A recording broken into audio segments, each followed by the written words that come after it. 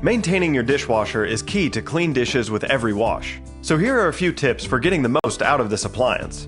Periodically remove the trap that is located in the bottom of the dishwasher.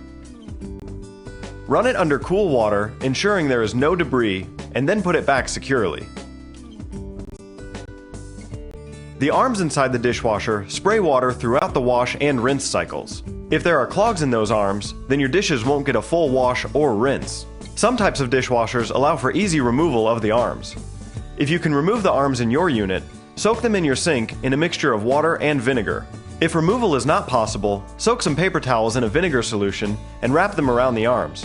Leave them wrapped for about 10 minutes or longer if there is a big buildup of hard water deposits. You may have to use pipe cleaners to push the deposits out of the arms. If you have rust on your dishes, check and see if the coating on the dish racks is still in place. If you see rusted prongs, you can repair these with vinyl paint and rubber tips. Remember to use a rinse agent in your dishwasher to maximize its cleaning power.